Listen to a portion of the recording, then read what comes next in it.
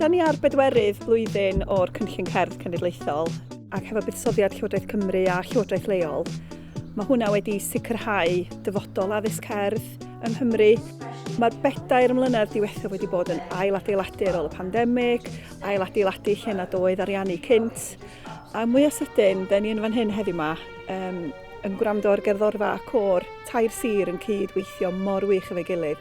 Mae o'n teimlo fel penllanw pwysig iawn o lwyddiant y datblygiad na dros y 4 mlynedd dwytha.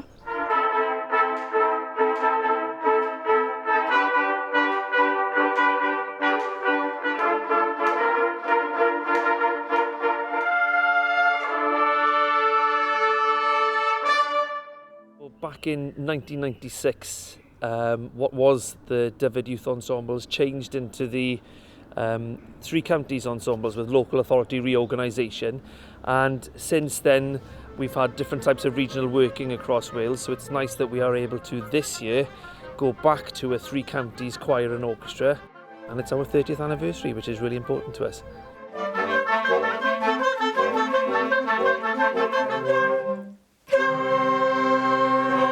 Today we're rehearsing a new piece by Paul Mealor. Of course, Paul Mealor is a world-renowned composer from Wales. In our conversations with Paul, he hasn't written much for youth, orchestra and choir. And so we were all very excited that such a prolific composer is composing for young people, and he felt that it was really important for them to have their own repertoire.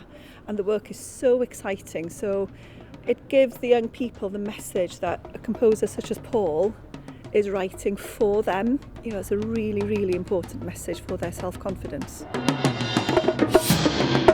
I fod yn onest, ro'n i jyst yn rili gyffroes i fod yn rhan o rhywbeth oedd un gyda Tair Sir yn lle jyst Ceredigion, a'r ffaith bod y Eisteddfod yn Aberteifi, so o'n i'n gyffroes i falle fod yn rhan o'r Eisteddfod a cael dim jyst Ceredigion yn y 3 sir mewn un ar y llwyfan fawr. Fi'n meddwl bod hwnna'n rili special. For this opportunity, for this commission to happen this year, it's really, really important, and for those individual authorities to be able to come together to perform as a choir and an orchestra, to work together, that's really important for us.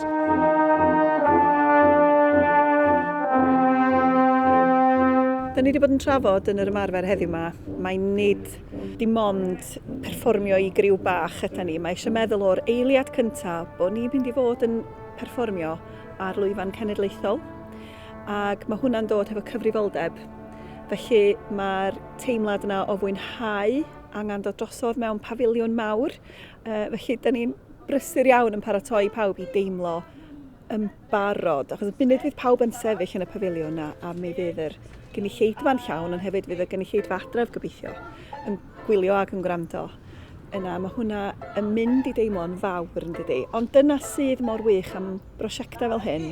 A dwi ddim eisiau galw fo'n brosiect, mae'n fwy na prosiect, achos mae'n aros efo chdi. Ar ôl i'r perfformiad fynd drosodd, mi fydd y profiad a'r teimlad o orfod cymryd y cyfrifoldeb, a'r teimlad yna o wrandor y gerddoriaeth ac ymateb cynulleidfa. Wel, does na ddim teimlad tebyg dyna pam da ni'n gwneud beth da ni'n gwneud. No doubt at all, there's a sense of excitement, not just about the music, but about the bringing together of a choir and orchestra.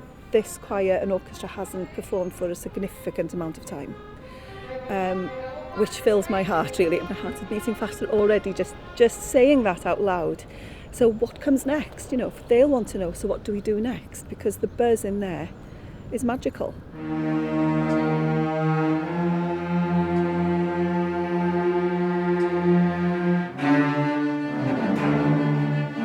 I think it's important that we allow a project such as this to be the foundation, the initial building block for what we're able to progress to. So it would be great if we can take this year as a starting point for other future endeavours that we have with these pupils and the other pupils that are coming up behind them as well.